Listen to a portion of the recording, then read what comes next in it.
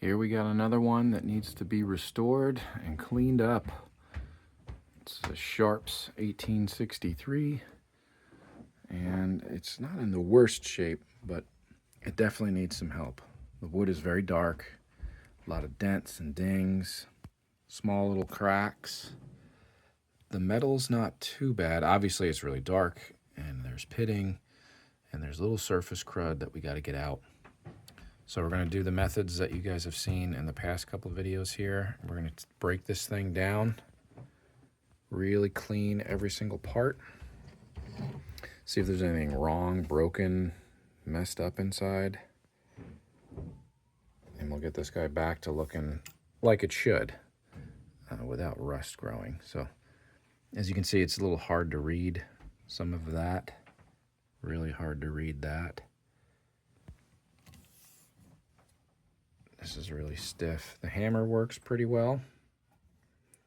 And the falling block on this actually falls down quite easily. So we got to try to tighten that up a little bit. Normal dings.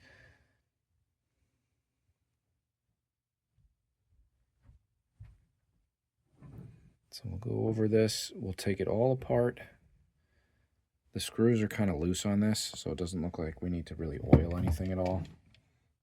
It's a little chewed up back here.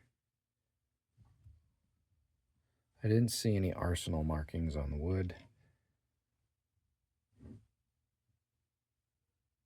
But after we clean this wood, we're not going to sand it, we're just going to clean it. And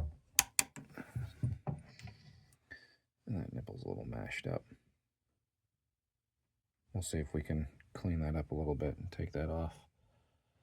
But there's no arsenal markings. They would typically be either right under this bar or right back here.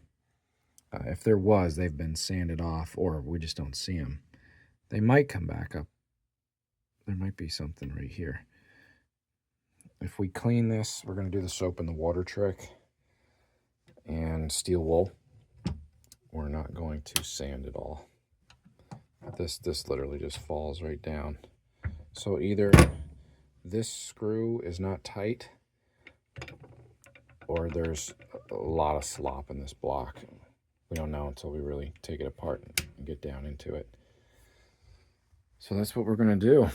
I don't know any history on this. This old timer brought it through, wanted everything gone. So here we go. We're going to start taking things apart and see what we find inside. So I wanted to go over a little bit of this before we dove in with you guys here. I took one of these bolts out. I tried to loosen some things up. These had to soak in oil, actually, for quite some time. I thought a lot of these screws would be loose and easy to come out. They're not. So this has not been apart since the 1860s, and the top of the screw heads actually rust to the metal themselves and actually bind. So there was heat, oil, penetrating oil, heat, and cycles to try to get everything to loosen up. So some of this stuff is kind of ready to come apart, but for the video purpose, I did that ahead of time. So let's take some of these screws out now, and you can see what it looks like on the inside. So again, has not been apart since probably the Civil War.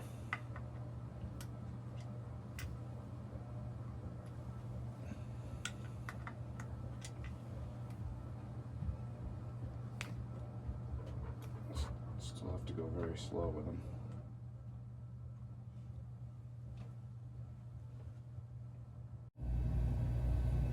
It's no trouble with this screw, but it's out on the bottom now. So we got that screw and that screw out. But this is from definitely the Civil War time frame. Some of these screws are rusted to this plate, so we're going to let some more oil soak down on these, and then we're going to slowly start to take them apart. We'll take the mainspring off first, then we'll take these 3 screws and that plate off, then we can take those guts and we'll take the side hammer out. This is actually broken. I just noticed it, and all I did was just tap this a little bit and it just completely separated. I didn't put any force on it at all. It must have been broken a long time ago, because underneath this, it's all rusted underneath it. So it definitely has been broken for a long time. But we got to be very careful when we're trying to take these off the wood, because we don't want to blow out anything that's here, meaning the wood grain. So we're just going to wiggle slowly. Wiggle, wiggle, wiggle. And if this wasn't broken, there's a screw that comes from the back side right here. You have to take that screw out first. Most of these are broken because people take this off and they try to bend it up to get it out of the wood, and that snaps. You have to take this screw out first, and then you can slowly tap that up. So I bet you someone probably tried to do that a long time ago.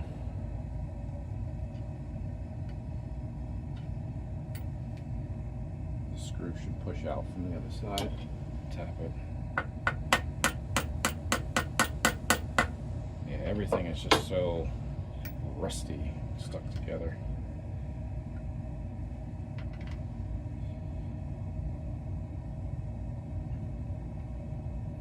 I don't have this pinched very tightly in the vise because it's on the wood. Okay.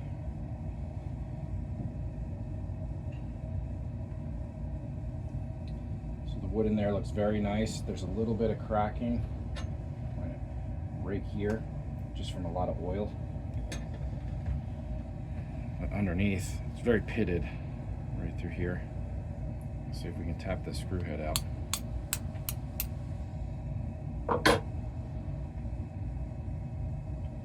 Yeah, there's a lot of rust down in there. So this screw head was really hard to turn.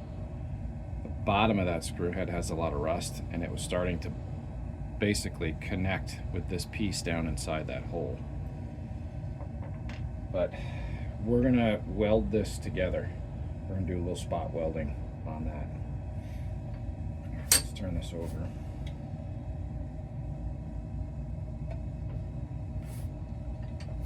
Here's that other screw. It's sitting right there.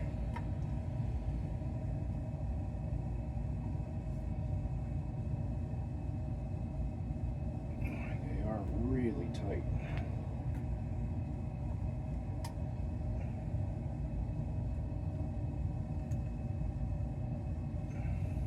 Be careful with these.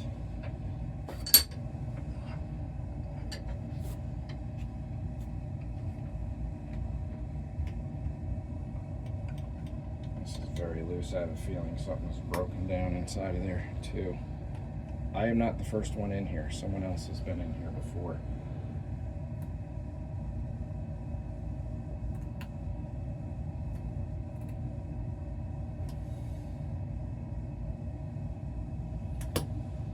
So as I'm pushing on the screw and trying to unscrew it, that other piece is walking out with it. So I can try to tap that back in a little bit from this side, just so I can keep that screw coming. Yep, so now that screw is a lot looser.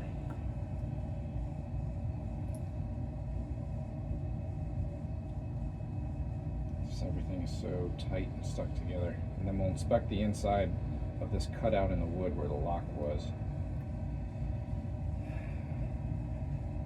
You see, we'll flatten that screw out. We'll polish the face of a hammer here to make sure it's nice and smooth, and we'll tap that and fill that back down in. So most of all these screws are going to need some sort of repair on them.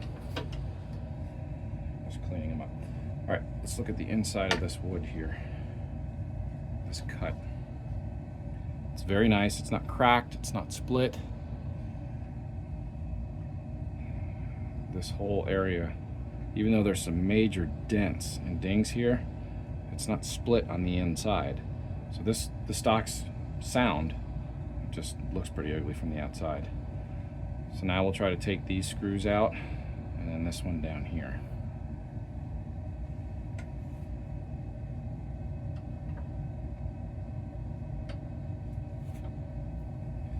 Now we're grabbing the metal up here, not the wood.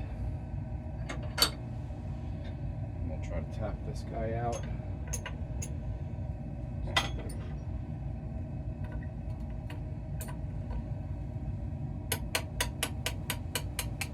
So if this was not broken, we would undo this screw and take this guy out first this way, and then we would try to wiggle it out.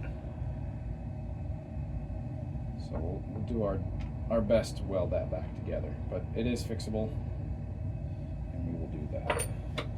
I'm actually going to turn this on its side to get better leverage on those screws.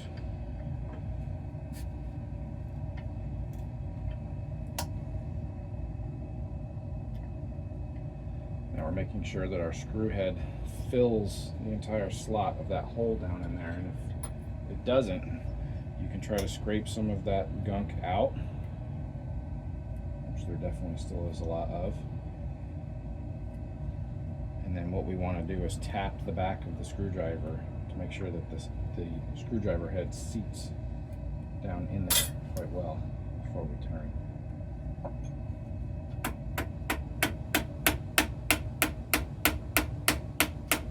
This will help prevent destroying that screw head.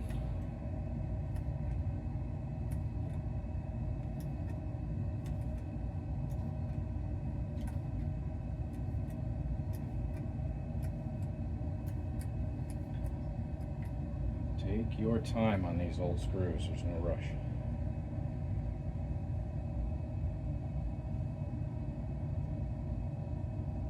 Man, you're stuck.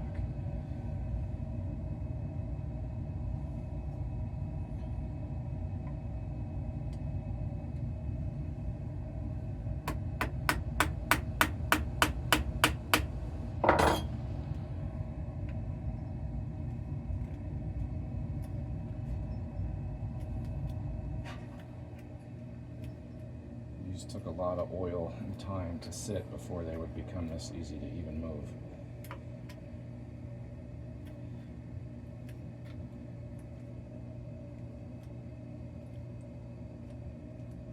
So really what I'm looking for on these screws as they come out is I want to see oil penetrating all the way down the shaft if possible. And it really didn't, but it's the screw head itself is binding with this cup. They just rust inside of there and they don't turn at all.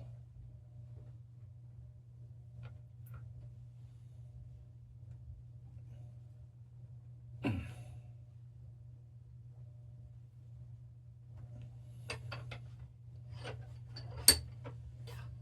got two more on the bottom actually here.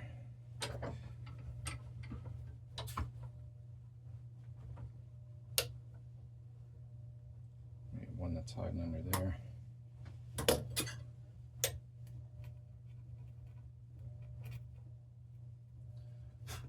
There's just so much stuff in here. We gotta really make sure we get all that out so that our screwdriver head will seat.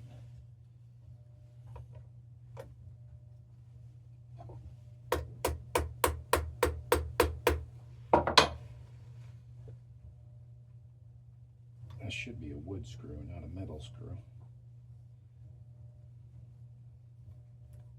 Yep. So there's less for that to really rust into. Still in really nice shape.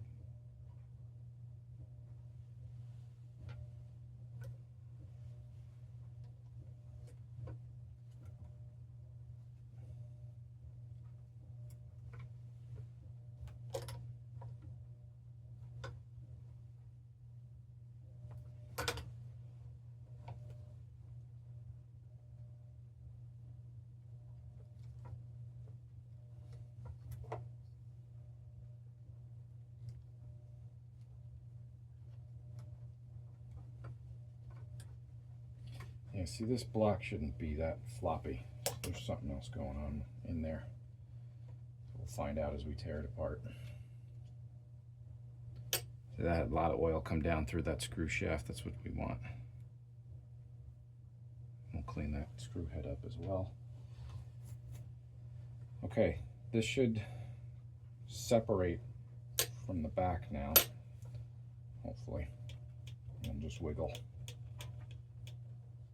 Well, we still have our screw head in the bottom. But maybe we can get this tang. No, we should take it all apart first.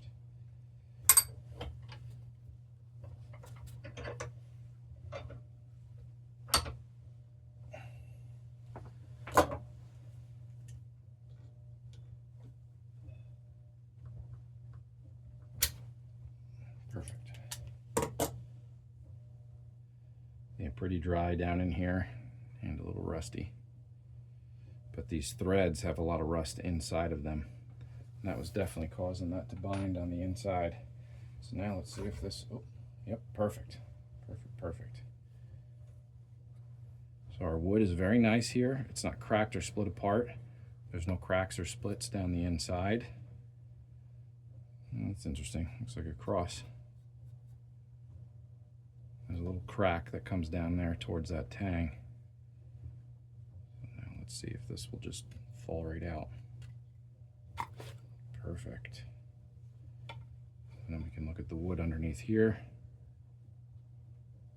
There is a crack here, but it's not incredibly bad. I'm going to leave it alone. This still looks nice. Looks like there's a little couple markings down on here. When we clean this wood, that might come out. And then there would have been inspector cartouches right here. I don't know if anything's going to come back. I can kind of see a faint oval, very faint, if anything, but it also could be from something else. We'll see. So I'll take the screw out of here. We'll see if we can get that one out. I don't know. That one looks to be rusted to the actual butt plate. May have to soak that a bit. There's little tiny cracks here, but that's all I'm seeing, right on that toe. We'll know more once we get this butt plate off. If it cracks all the way through, then we'll have to repair that. And under here, the trigger, pretty crunchy.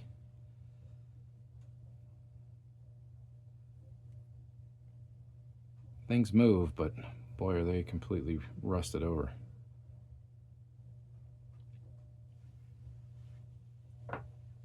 Let's see if we can get the forehand off. Or maybe we'll start with this rear sight.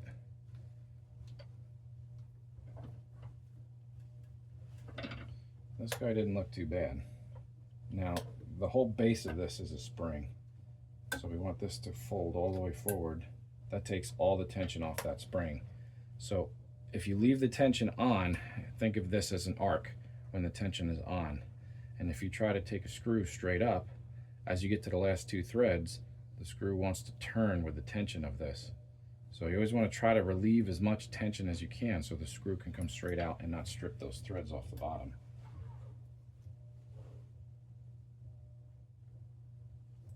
It's turning. Okay.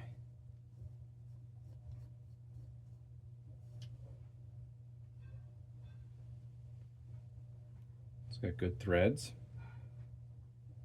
They don't look stripped at all.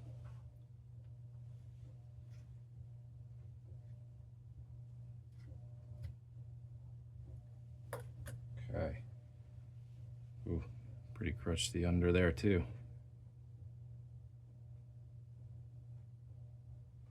Still got some good writing on it.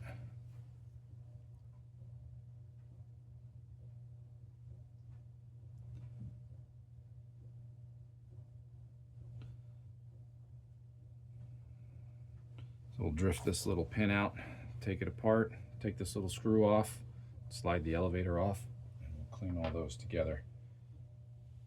This is just crusty, crunchy stuff, almost flaking off. But we can barely see the writing here and here.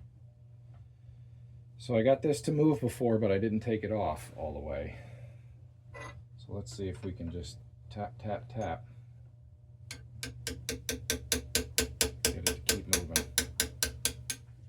Perfect. Ooh. A lot of rust under there.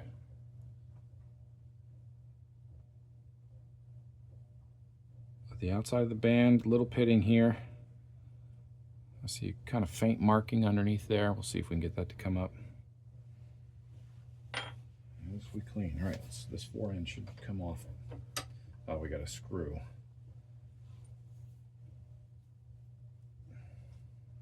Here, let's be real careful to grab this. Okay. Now this was like unrecognizable before. So I had this soak with all kinds of things for the last 3 days. And because it looked so shiny, as I was using this pick head to try to break the seal of the screw around this escutcheon, because this is supposed to stay with the wood and the screw is supposed to come out. As I tried to get this to turn, everything started to turn, so I stopped. And I've let a lot of oil soak in, and it's like almost dry now because of how long it's been sitting. So I have a feeling the whole thing's just gonna, yeah, it's just gonna keep turning out. Maybe after we boil this, that might loosen and break free the screw from the escutcheon. But once you've twisted it out of the wood like this, it's just going to do that every time now.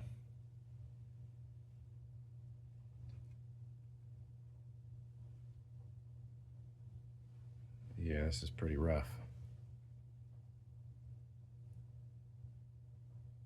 The threads are just full of junk.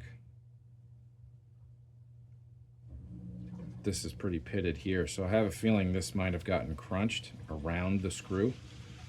But we'll see after we boil this if they'll separate from each other, which it probably will. But that little screw hole is now filled with all these little fibers of wood. So that wood is just falling apart around it. So we may have to pack some acrylic glass around here if we can separate those two and get that escutcheon to stay with the wood. And this little spring is pretty depressed. We'll see if we can get that off if this wants to separate. Ooh, pretty crunchy. Let's look at the wood here first. Looks pretty good on the inside. No splits. I don't see any big major cracks. Just full of rust. So that we should be able to save and clean. And then under here, oh, I see our problem wire tang didn't work. That's broken.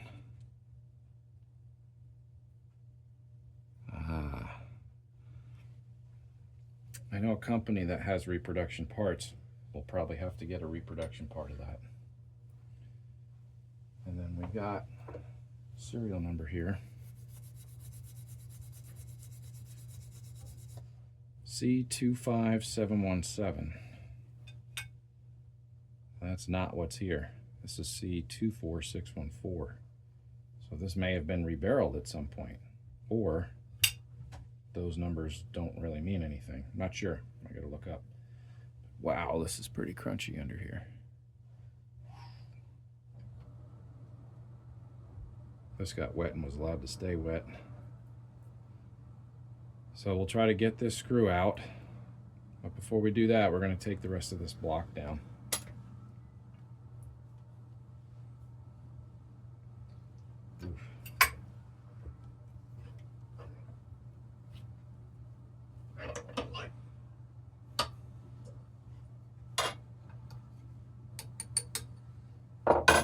Yeah, it's pretty loose too.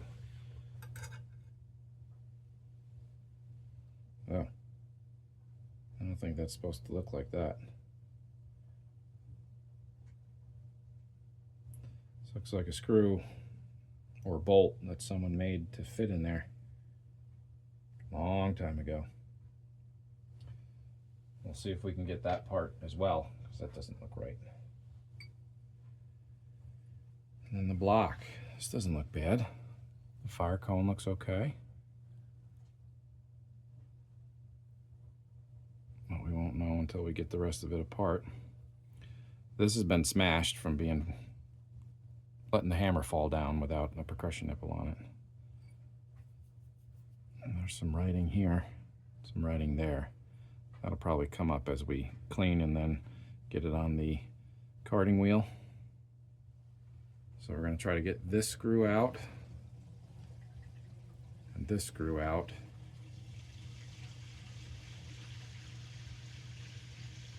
And then I'll take this whole block down before we do anything. This little screw here connects the arm to this yoke. I'll take all that down.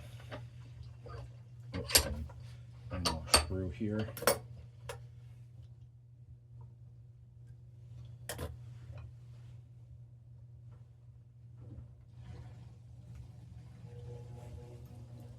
Should be a spring under there.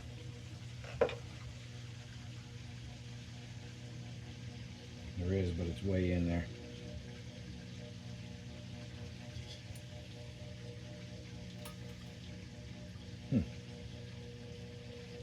Looks okay.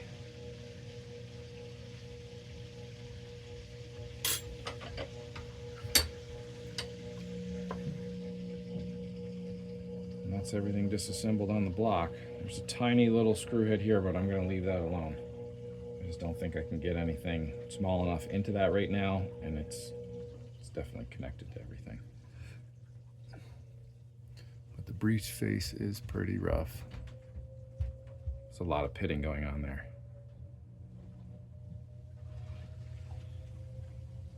So I'm going to take the rest of this down, disassemble that, disassemble this guy here. Actually, we might want to do that with you, because there's a way to do them. And you have to decompress the mainspring first. So again, nothing tight, we're just holding stuff here. I'm going to decompress the spring away from the screw head.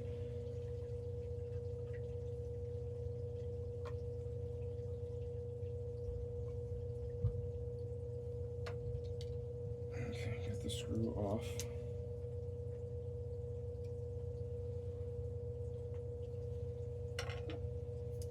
And then we want to pinch that spring together. There we go. So this indicator pin holds it to the lock plate, and that screw sits on this little ledge, and that's what holds everything down in. And mind your orientation of everything here, where your trigger bar is against the sear. Now we'll try to take these apart. Hopefully they come apart. Oh, that one was really easy.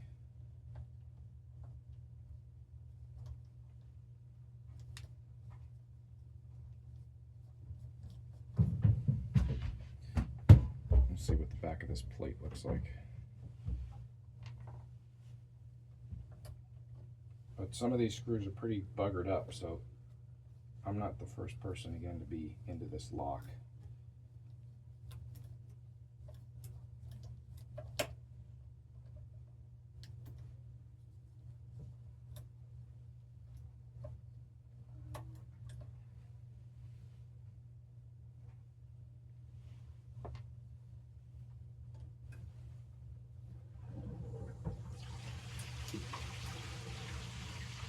This last screw takes the trigger bar off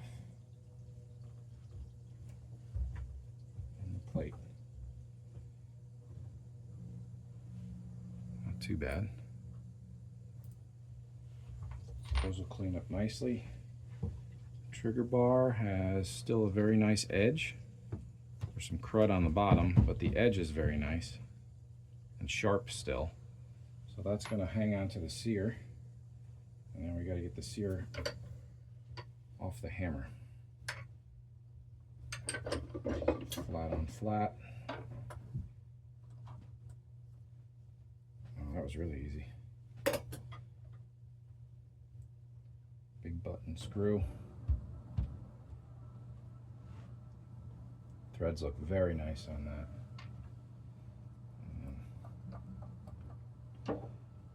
We'll actually take an oversized punch and try to send that sear. Perfect. Light taps.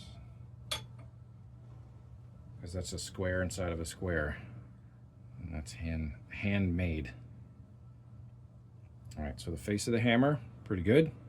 No major dents around the outside. We'll clean up the inside of that. A nice M mark.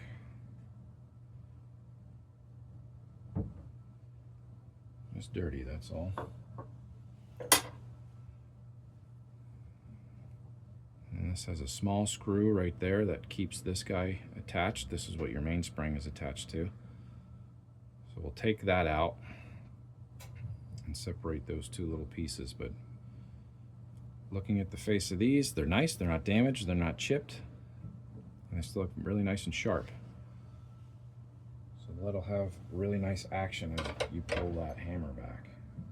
And there's a little screw in the bottom. So this captures a spring because this had an automatic primer feed. Looks like it's missing some of the other parts. There would have been a little cover on this. But the spring and the little ramrod are still in there. It's got some good tension to it too. Looks okay. The spring still looks pretty good for being 165 years old.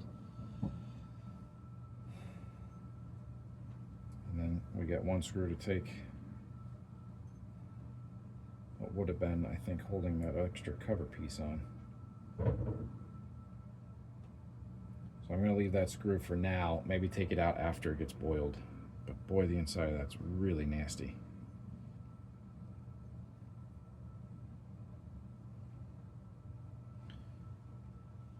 And then when all that's clean, we'll go back through assembling that. That's one of the most important things, obviously, to do here. All right, I'll take a couple small other pieces apart, and then we'll get this over into the conversion pot. Here we are at the conversion pot. I just want to show you how I place things in here. When you have a lot of stuff like this, little screws and things like that, just make sure they don't bunch up and they're spread out somewhat evenly. Also, your larger items that have a lot of cavities, make sure anything that's got a big cavity, for example, that the block with the fire cone in it, make sure that fire cone's facing down, so as the debris starts to release, it has a place to go. It doesn't just sit inside of it. So the lock plate's facing, the outside of it's facing up towards us. The barrel and the action, there's not too much you can do about it. Just lay that flat. That one may have to be in there a couple times in order to get everything else out. And then keep in mind where your heat sources are. So burner and burner are here. You don't want like your springs and stuff that might be small directly over that. I would place that more towards the center. Like we have our main spring here, and the spring for the trigger plate is all under that. That would be it for really prepping and setting that up. So we're going to cover this with foil, and I'm going to let that bubble for probably an hour and a half. And then we'll do our first carting of that. Everything's apart with the exception of the butt plate. That one screw is still really in there, so I want to try to soak some more, try to get some more heat on it. So we'll see what this looks like when it's all done and right before we cart, and then we'll do another one after carting. So everything's out of the pot now, and I just want to bring you in so you can see exactly what this looks like. This was an hour and a half in the pot. So things have definitely loosened up, but I don't know to what extent. So I didn't take that rear sight apart yet because everything was pretty crusty around that little screw and elevator. So I want to boil them first and let all that stuff loosen up so that we don't strip anything out coming through that. But the real bad stuff on this action was on the bottom. But everything on top pretty much came right off. Underneath that rear sight was pretty bad. So as we start to cart this, we're probably going to see all of that writing come right back out. But underneath on the bottom, there's that nice beautiful bluing that was protected by that wood, but all that rust is going to have a lot of pitting. So let's see how this comes off and what it looks like, and if it has to go back in. But so far, so good. All the screws look pretty good. They're gonna brush up really nice, no problem. And the back side of this was pretty bad. But a lot of that should come right off. The block wasn't too terrible. It's going to be hard to get in there and clean all that out. So it's going to take a lot of Q-tips, little tiny brushes getting down in there. This screw would not come loose, so I left it and boiled, so it probably will now. That will clean out the inside. The bottom wasn't too bad. So the lever, that's going to clean up really well. That's original bluing there. Coming right back through. So a lot of these big pieces I'll do again. We'll see how they clean up. And then we'll probably try it one more time inside the pot and see what we get. So I'm going to wire wheel. It's not a wire wheel, it's a carding wheel. So again, you can get them from Brownells. They are like steel wool, but just on a wooden spinning mandrel. And that'll clean all this up without scratching anything or taking it away. So I'm gonna cart, and then we'll take a look at these as they are done. All right, so we have carted everything for the first go around. So let's see that side lock plate, beautiful. Everything came off of that, all the nice markings on it. So obviously we can't get in some of these crevices with the wheel, so we will come back in with our soft brushes and everything to clean that up. That screw should come out now, and we can get underneath all that. The hammer, very, very beautiful. Nice clear markings that are showing up now on everything. And we'll get underneath that with our other brushes. But now you can see all the proof marks on everything. P and a G on there. Our trigger, beautiful. That had a marking on it of C. Really nice and shiny. The sight came out good, so we're gonna go oil that and try to take it apart. See, that said, and get markings to show up on here.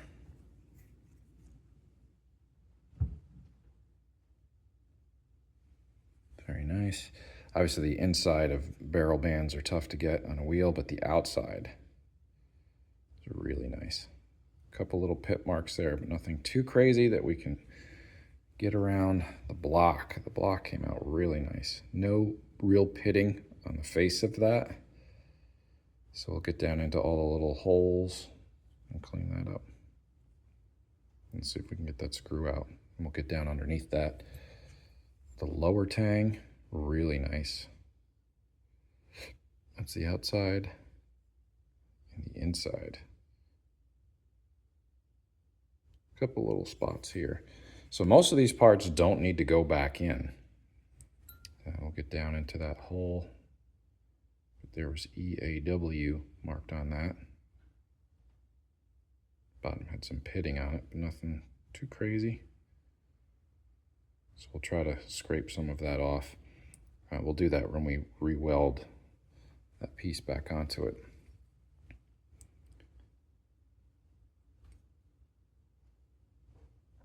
I had a C on it as well. Really nice on the inside.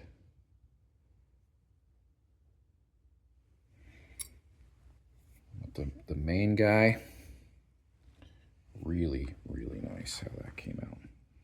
These markings are really clear.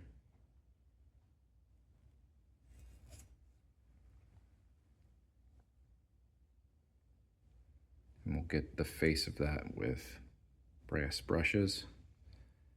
But the writing on top came back very nicely. New model 1863. Underneath where that rear sight was, that's all clean. That writing's still kind of hard to see. But I'm gonna put this action actually back in. And there's nice inspector marks right there, EAW. But the bottom, where this was really crunchy, which I gotta scrub that out yet. Nice bluing.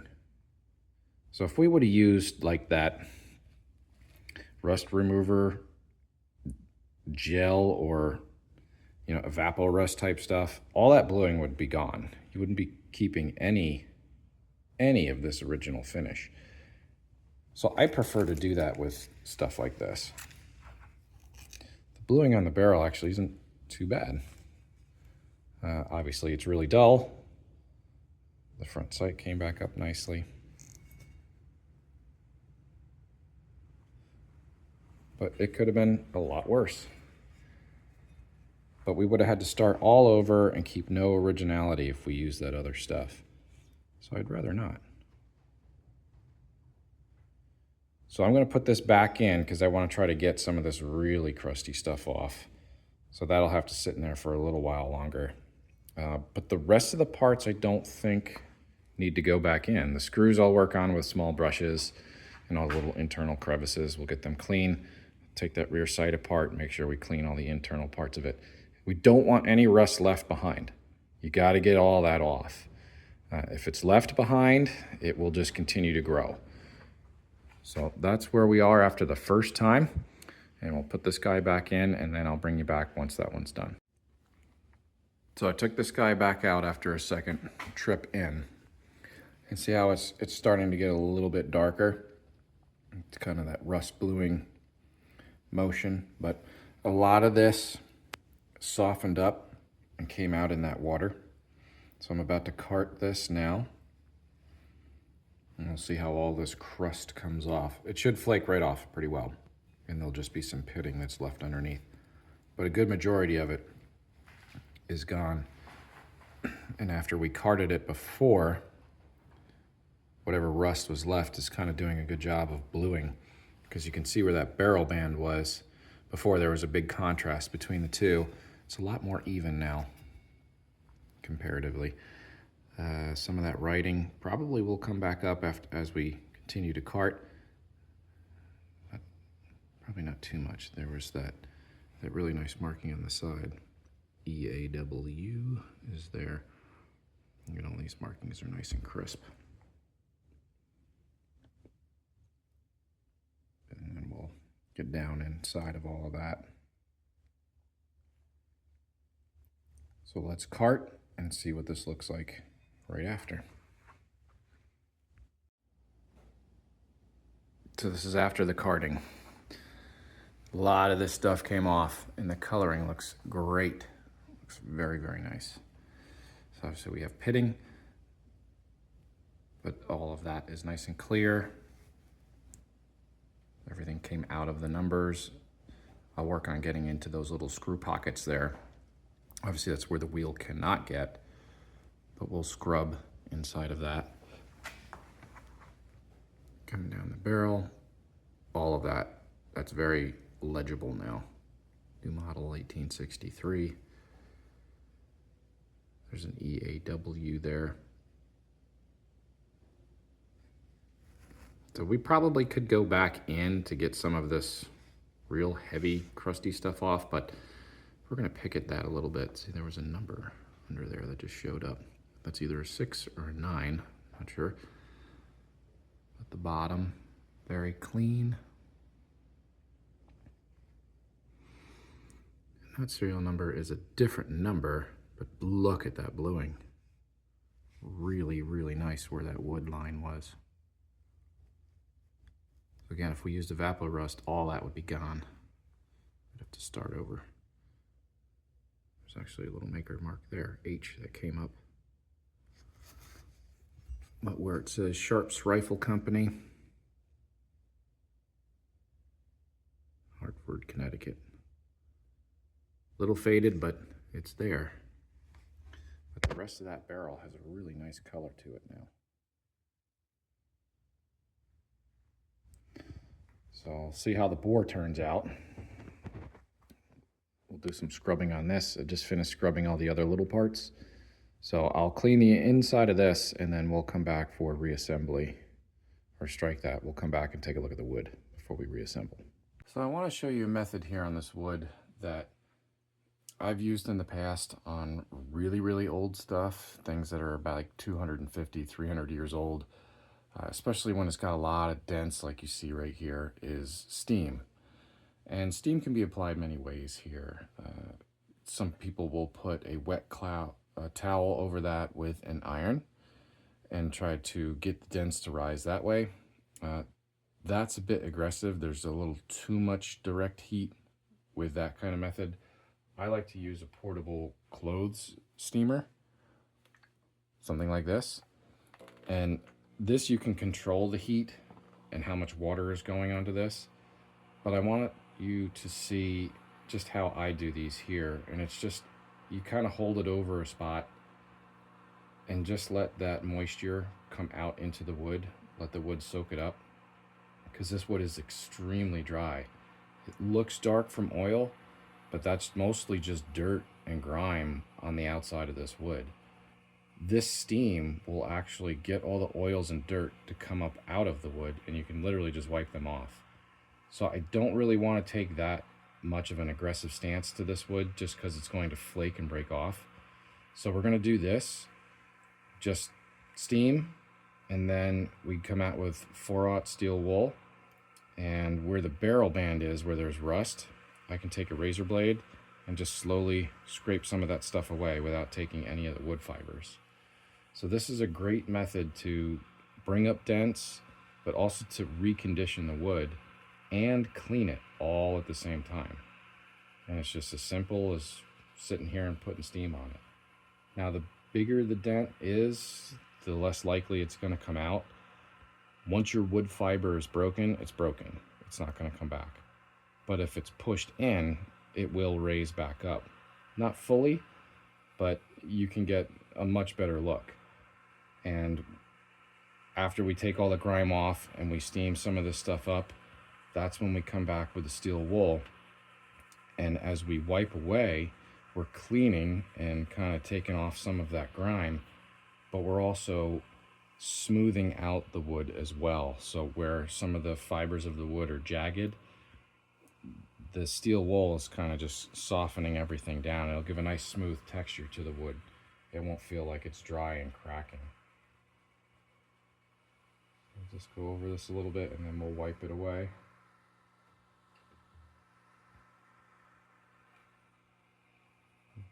The dirtier this is, the longer this process takes. But I can control the temperature and the heat.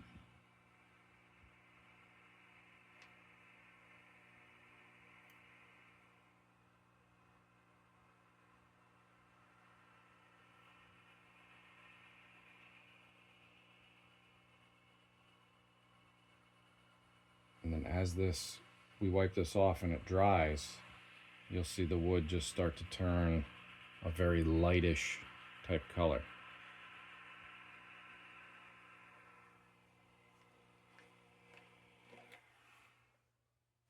See how this looks.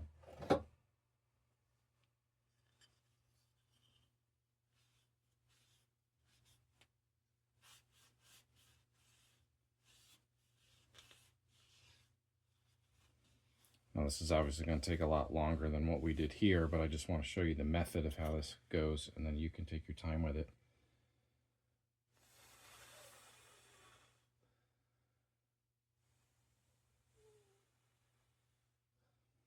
See how that changes almost instantly as it starts to dry? That's all the dirt and oils coming up off of there. So the longer I spend in these areas with this, the better it'll look. So I did the other side of this before just to show some prep. That's what it looks like from just steam. Some of these dents came back up. So as I wipe this with steel wool, I gotta be careful to stay away from sharp edges. These will soften out. So you can see the contrast from just steam. So I'll do a little bit more steam on this and then we'll come back. Also, this steam on the stock, I was just doing this side a little bit where I know there's cartouches.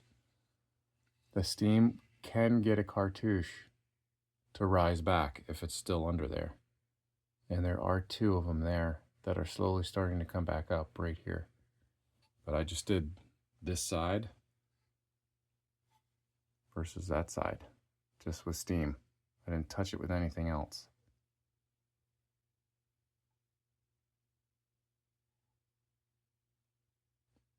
So we'll keep going on this area here because it's really dark for some reason.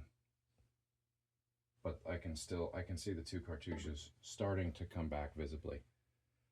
So we'll go through this and I'll do some more of the stock and then we'll see what it looks like after. So here we are back after about a half an hour of steaming.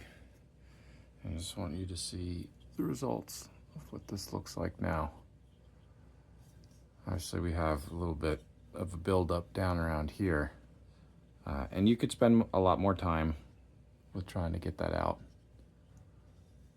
But for what I'm doing and where this is going, that's good enough for me. We'll leave that step up to you, how much time you want to spend on it. Because what we're going to do is we're going to take linseed oil and go over this and let that wood drink that down in. What we did see is another cartouche came popping up right there. It's either an S or a number 5.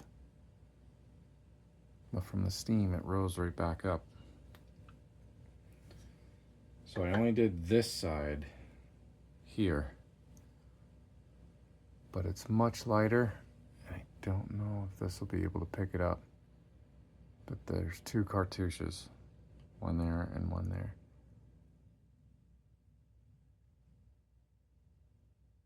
They definitely came back. Not highly visible, but they're there.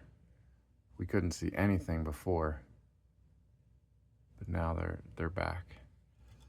So in comparison, if I turn it over, that's pretty dark. I didn't do that side yet. And a lot of the dents are still gonna be there, but they're not as deep. They're a lot softer. And then going over all this with the steel wool definitely makes things, the wood is like very smooth. It doesn't feel rough like it did before. So I'll spend about another half an hour and do this side. And when it's done, then we'll put some linseed oil on and you can see almost instantly how it'll drink it in. And we'll probably have to do several coats of the linseed oil before we put all this back together. So I'll work on this side and then we'll come back and put some oil on. So we've done a whole lot of steaming on our wood and you gotta let it dry for about 12-15 hours after you do this. It takes a while. You want all that moisture that you just put in that wood to come out. The last thing that I found that works pretty well, because this still looks pretty dark, you know, the steam can only get so much out, is just to take a damp rag with acetone and wipe it over this and really clean that dirt off before we put our linseed oil on. So I want to show you what that looks like. So this one hasn't been done yet, but I did do the buttstock after it was steamed. So what you've seen before probably in another video if you've watched, where I just clean the wood with steel wool, inside all those dents leaves a dark mark. With the steam, it gets a lot of that out, but the acetone will actually clean any of that hardened oil that's down in there from like your hands. See, all this is starting to come off here. And I don't pour it on, it's just a damp rag, and I'm just kind of wiping over the top and trying to get down into all those little depressions and all the little fibers of the wood and clean it out. So once we put the linseed oil on, it's just gonna kind of drink it right back down into the wood. So I just want to clean this a little bit more as much as possible to have you guys see, especially where the rust was on that band. Because when it dries, it's so much lighter. Just from all that gunk coming out. I mean, there's a lot of junk that's still on that wood because the steam only does so much.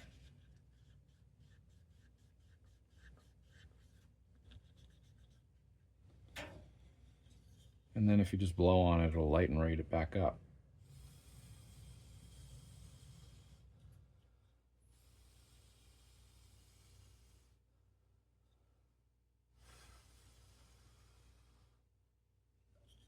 So it may not look like it's a whole lot lighter, but as this sits here and dries, it definitely becomes lighter. And obviously we're not going to get everything out. We're not starting with fresh wood, but it definitely cleans this a lot more. One thing I wanted to show you is how this arsenal mark came back. You see it right there. So that steam raised it right back up, and then the acetone kind of got some more of that staining out of the wood, and it really came back up. So it's as well preserved as we can get it. Now all I did was just take light steel wool and go over this.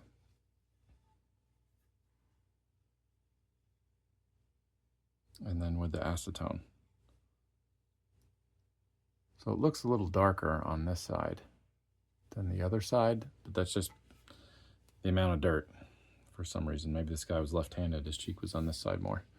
I don't know, who knows?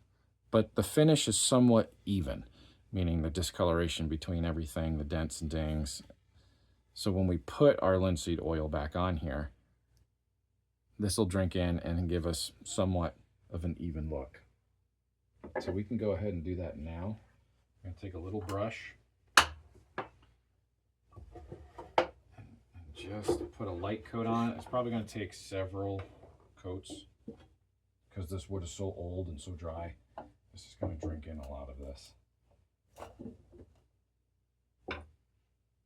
So I like to use just paper towel to catch the excess, but I want to just kind of brush it on. I use a little chip brush.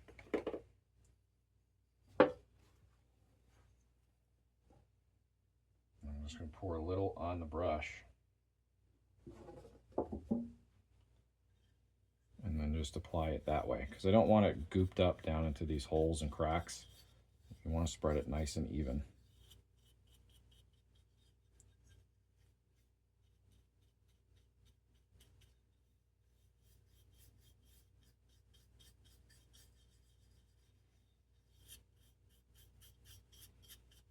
And I'll let this sit overnight between applications. And before I put the next coat on, I'll take just that light steel wool and go over it, because it will harden a little bit and kind of get a little streaky.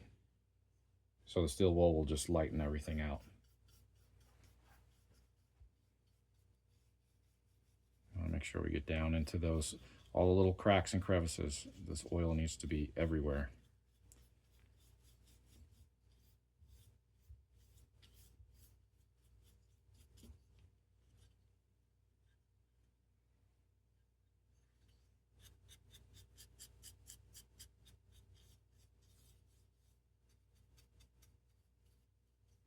And I'll put some on the inside too. Just a little bit more on the brush. And really coat the inside.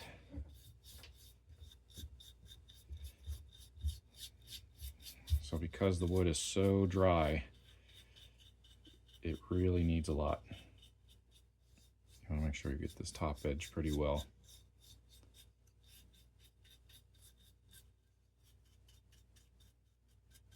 Everything has got to be covered.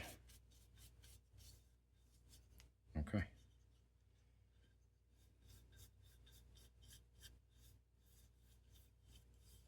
And we'll let that sit off to the side. Let's do the buttstock.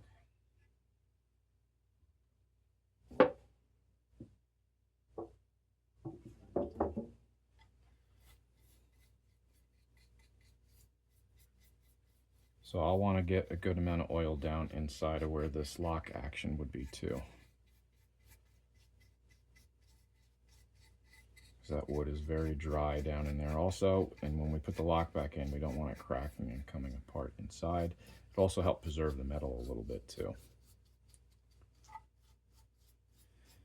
Now the oil, as it gets down into that arsenal mark that we showed, that'll also help to make it pop a little bit too. Now, as you see, this butt plate's still on here. I could not get that rear screw out, and I didn't want to drill it out. It's not really going to hurt much to leave it. So I'll just oil right over top of that. This linseed oil won't hurt anything. And then over the years, as I do some maintenance on these guys, because once a year you should always just put a little light oil over the top of everything. It'll keep all that metal preserved.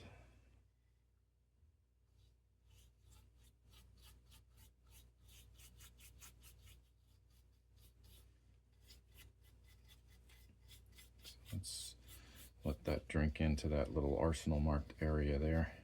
We'll see how it looks.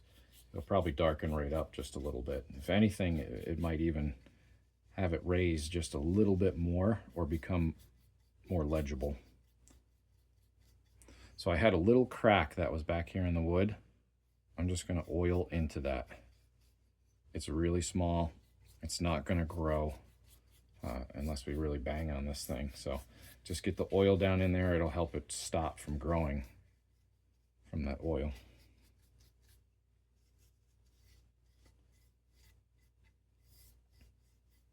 All right, and given the age of this wood, it's probably going to drink this oil in pretty fast.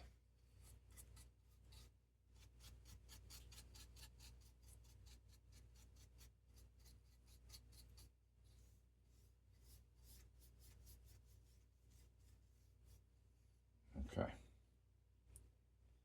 Now we'll let this sit in there. And then as it dries, I'll bring you back in. And then you can take a look at how that, any markings might have come up. So we'll just prop it up here. Let it sit there for a little bit. All right, let's let this dry. We'll come back in about 6-7 hours, take a look at it, and possibly apply another coat. So we're back after letting this sit overnight. There's only one coat on this wood. It looks pretty good. I don't really see a need to put another coat on. You know, everything has soaked down in there really well. It's dry to the touch. It looks really good. I don't see any spots or meaning where there's places where they're lighter than others. That means we got all the oil and darkness, whatever dirt degree, out of that. So when that oil went down in there, it went in there evenly. So that looks pretty good. This is the way the handguard turned out. Looks pretty nice. And the inside looked really great.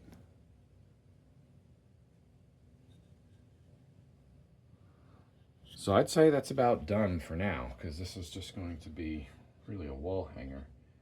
But regardless of what you're going to do with it, you still want to make sure that everything is really nicely done so that it will stay that way forever. So one thing that I do to finish this is you got to put some sort of wax over it. So for lack of better terms, you just get a toilet bowl seal, which is just wax / grease. And this has been a trick that I learned from another guy a long time ago, but you get a good amount of it. And just rub that all over the wood. Yeah, and just get it into all the fibers that you can. It's okay to get it on the metal too. I mean, this is really going to preserve everything that's in here. So regardless of where you keep your guns, if it's not in a humidity, moisture controlled room, this wax is going to help the wood, this old wood, from letting more moisture get into those fibers and have the wood swell and shrink over time. So we're going to prevent cracks or future degradation of this wood by doing this. And it also waterproofs this. If you were to take these out and use them, reenacting or whatever, you don't have to worry about the wood getting wet and then swelling as it started to come out. It's the perfect preservative. And just wipe it in, get a good coating on everything.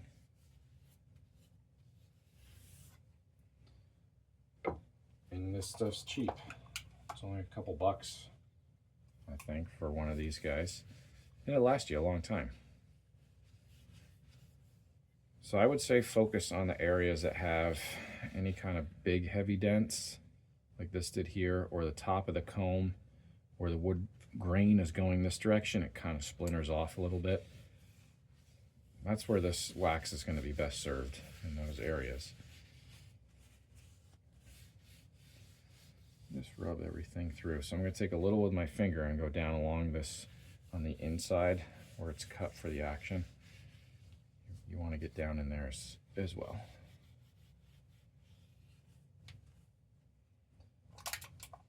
So just get a little on your finger. This will help your internal parts from sticking. So if this gets held together for another 150 years, this wax will help the metal not corrode or rust to the wood like it did before. We had so much trouble trying to get that action out. But that could have been just from the wood swelling over time. So I'm doing down along the inside of this flat, but I'm using my finger because your finger's soft, so you're not going to splinter the wood at all. And you can use your hand too, because your hand has natural oils in it as well. And it's just going to rub that wax down through there.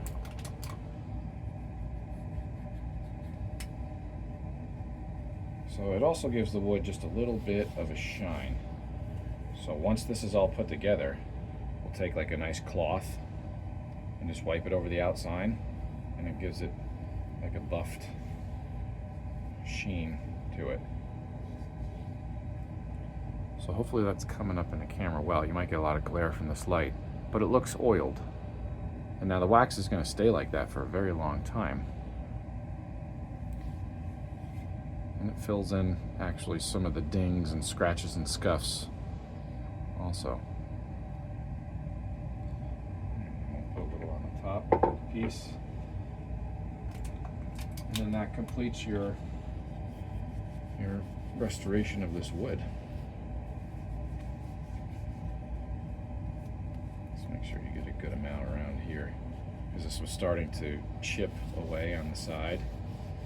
And the top edge here, we're going to go with the grain of the wood. Don't push that way because we'll blow some of that grain out.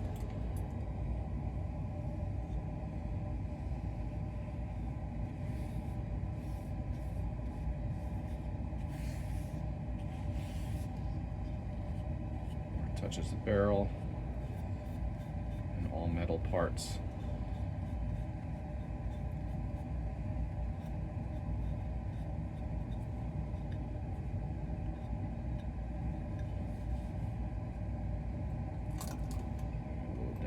Hole in here, because we know that little escutcheon was kind of blown out of that hole.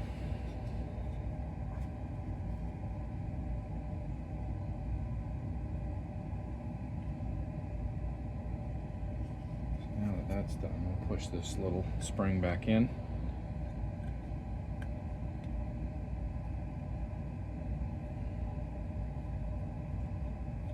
Wax on top of that won't hurt it either. That'll protect all that metal. So that's our wood. Set the wood off to the side. And I think it's time to start putting back together our lock plate. So I did some light assembly of our trigger guard piece. Just take note of the way that this spring sits in here. The little pin's got to push out. That is your lever lock.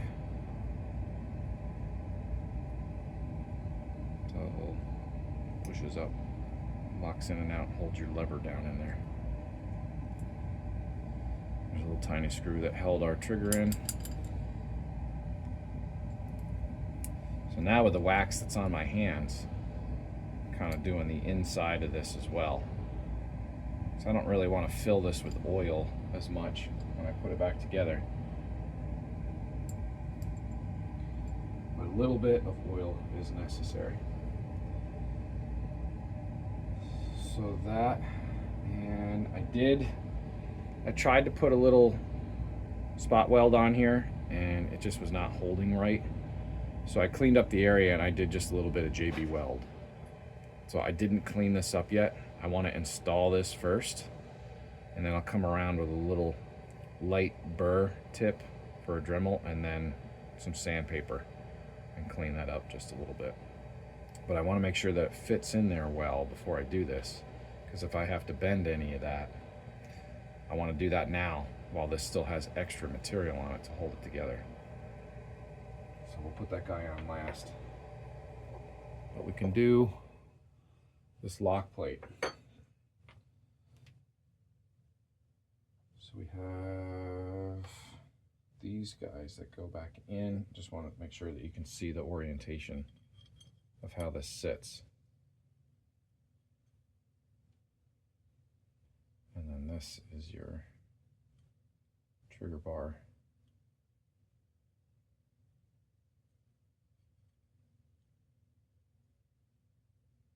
Like that, and then there's the cover.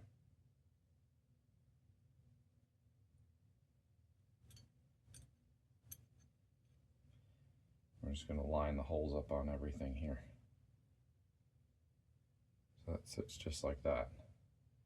And we had our 3 screws that held everything together.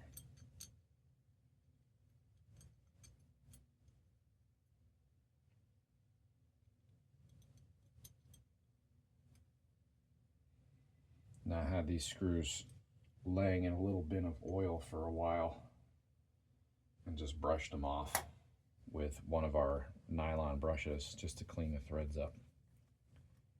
But they weren't in bad shape. And just hand tighten these. Do not put serious torque on them.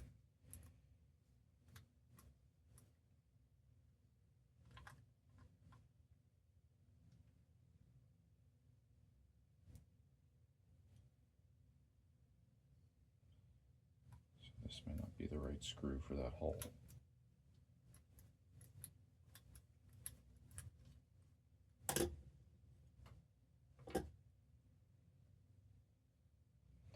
One of these was just a little bit longer. What was this guy?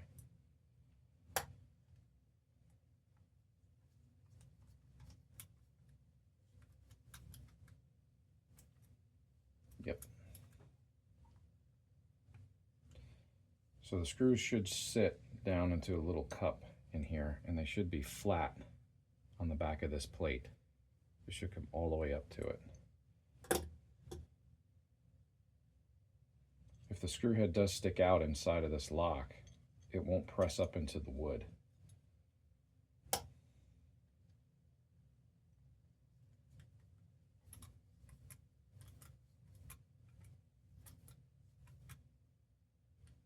Okay, let's that guy back together. And now the tricky part is we have to compress this main spring because this arm sits on top of your trigger bar, and then this has to catch that. So we got to compress it, and then we have to get this little indexing pin down into that hole. Once that's in there, we got to squeeze even further and put this capture screw down in here. It sits on a little ledge of that mainspring. So it's easier for me to do this off camera because my hands are just going to be covering this thing the entire time. You won't be able to see it. But that's the process of what I'm going to do. So I'll do that and come right back. These things are a true pain in the ass to get in here. So that screw is in.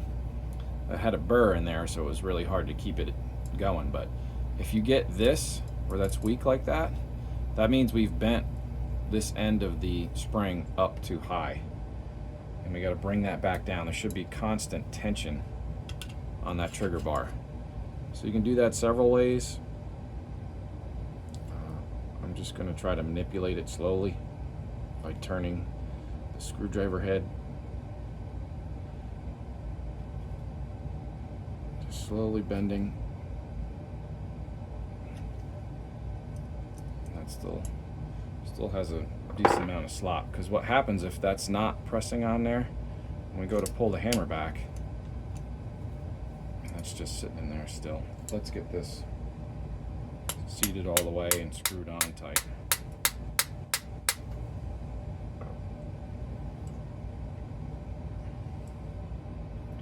Takes this big screw.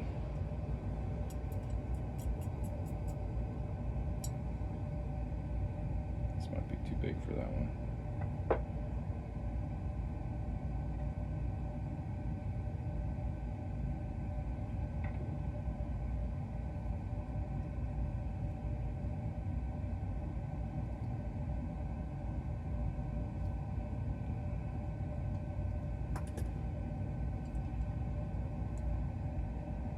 So this, because there's not enough spring tension, I have to manipulate this to get it to lock in place.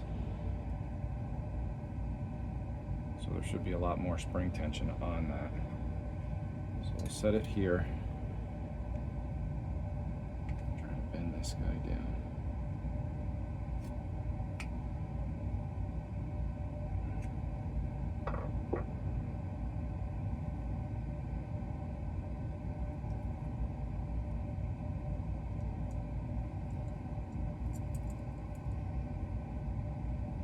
Yeah, we may have to take this back apart, but I'm going to keep on trying to put a bow in this spring here so it presses down against this arm a little bit more, because we got to get rid of that slop. There's a lot of slop to get rid of there.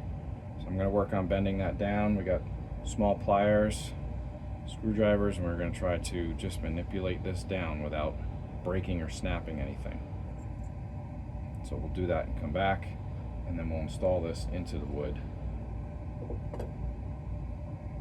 All right, so I had to take this thing back apart, take the screw out, take the spring out, and then bend this arm here down more so it was more drastic against this, and then put it all back together. So now we got good spring tension there, so as you pull your hammer back, it should lock into each place. So that's good, and now it's ready to go back in. So you have to line everything up, and it should just drop right in with just a little pressure. If it falls in, then we've swelled this wood area a little too much, but it's in there pretty nice and tight. Fits pretty well. And then check your function. Make sure there's room for things to move around in there. And there is. I didn't feel it binding on anything at all. So that's perfect. So now we can put this, try to slide this bottom piece on. And that all falls in perfectly. Now if I pull the trigger, it comes down very perfect. So we'll put some of our screws back in. This one's a wood screw.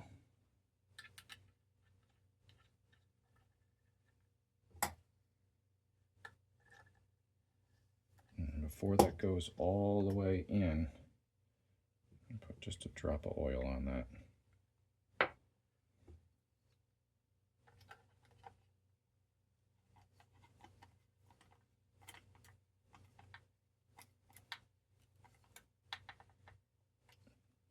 Perfect.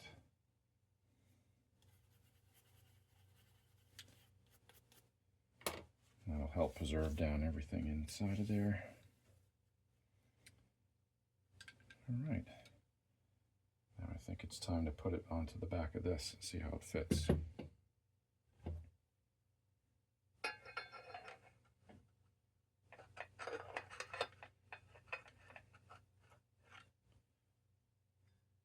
That's got to go on to the stock first before that.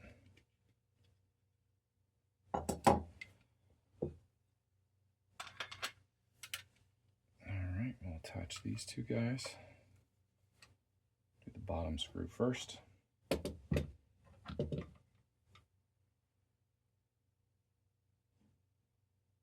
believe it's this guy. Yep.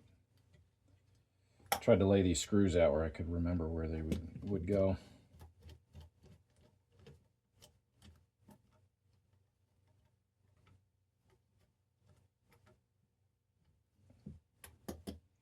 I'm not doing everything really tight. I'm trying to stay away from being too tight on that.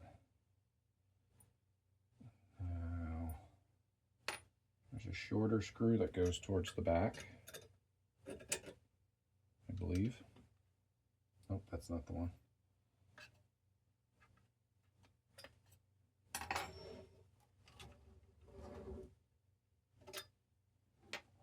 There's two short ones and two long ones. I believe the two short ones go through the action.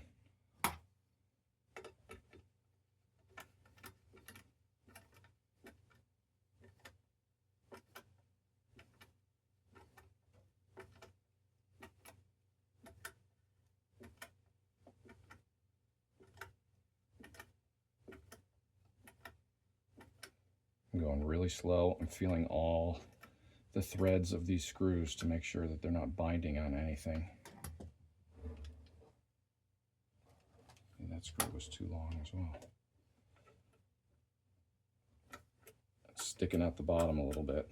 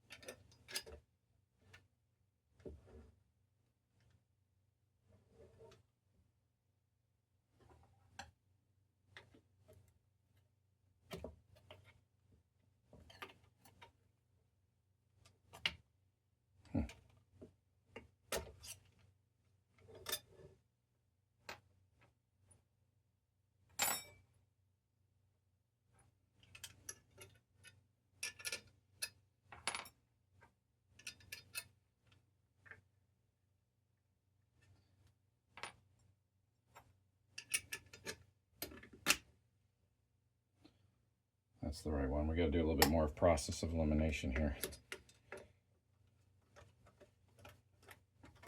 I got my finger on the bottom to see if I can start to feel that poke through, because they should sit flush underneath.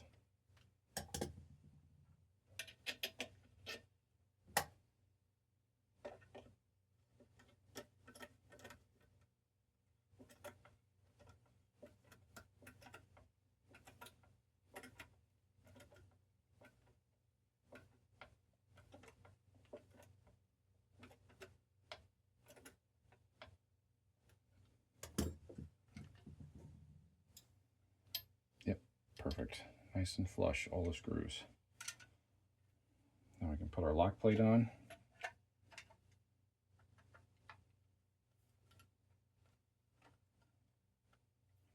I'm just going to tap everything into place.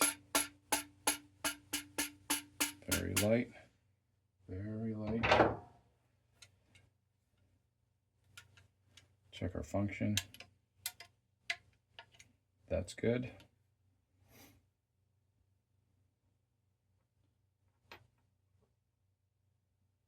Both of these screws are the same length, so we should be good.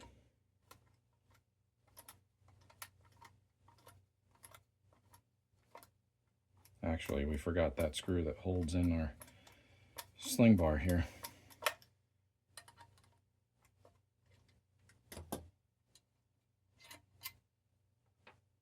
So before we put that on, slide this guy in and check its fitment.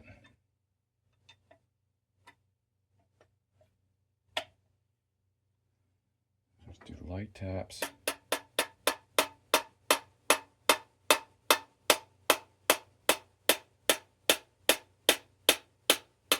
Perfect.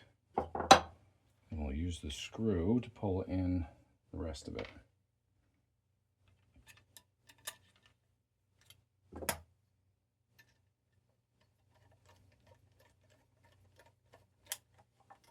And now this screw's got to sit flush on the inside of this. Can't stick up proud or that lock won't fit in there.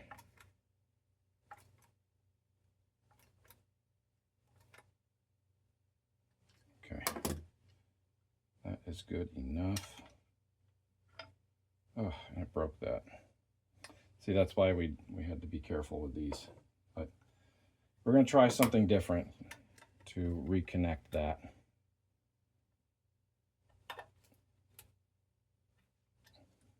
So we'll take this guy back apart. Actually, I think we could do it with it attached to the gun. So let's leave this tight, and we're going to try something different. And I'll clean up each end of that, but we'll get it to re-weld back together a different way.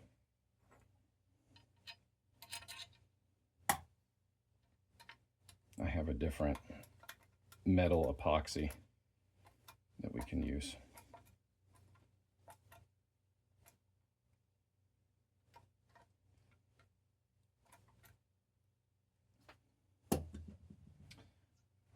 So that's all there. I'm gonna hold on putting this back together here because I found an original piece and ordered it. And this is just a bolt that someone ground down to hold the block in. And I ordered the correct one for that because that should have a big, like, swiveled piece that turns up into this. So we're gonna make sure we have the correct parts before we finish putting that together. But it's definitely coming along. We're definitely getting back into its original look. And that's gonna be really nice when it sits up on a wall. Still looks old, but it hasn't been stripped from its original finish. So one little piece at a time, we're getting there. All right, we'll come back when I have that other part and we have a good solution for fixing that saddle ring there. All right, so we got some parts in here to finish up the Sharps. So this little pin that holds the breech block in, if you go back and see, it was just some screw or a bolt that someone used and just chopped it down to fit. This is what that piece is supposed to look like. It's supposed to have that little kind of finger that comes out there and it turns and locks it into place in the breech. And then we had the breech spring here that was broke. So I just got that and just wanted to test fit it to make sure that it actually fit this model, and it does. So that just screws right on, and it's got a spoon that faces this way inside. So the last thing we need to do is just slide this breech back into place, line up our holes, and this pin just goes right down through it.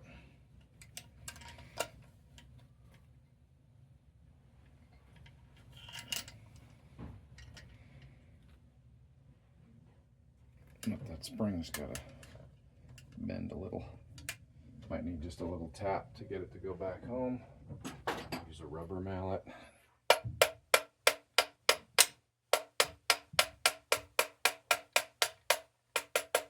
Everything lines up, and we just turn that inward, just like that. And that's how it should look in that position. There's a little cutout here in the receiver that just sits in. So now that acts just like it should. Can lock it into place. And then we just put our handguard back on. Be gentle when you squeeze that down.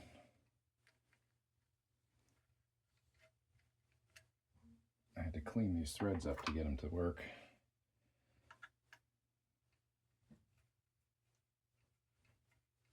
It's amazing we were able to save this screw.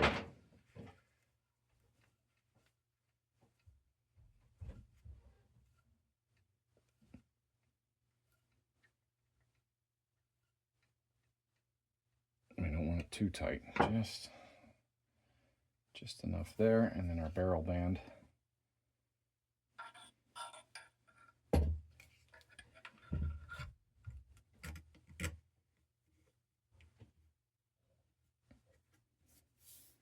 And there, we are complete.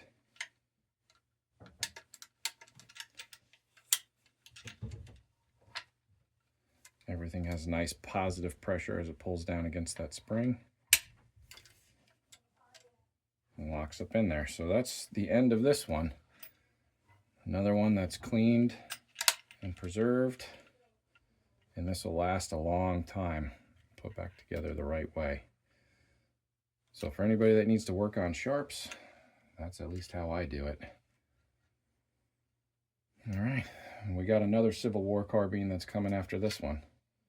So we'll catch you then. All right, guys, thanks for watching.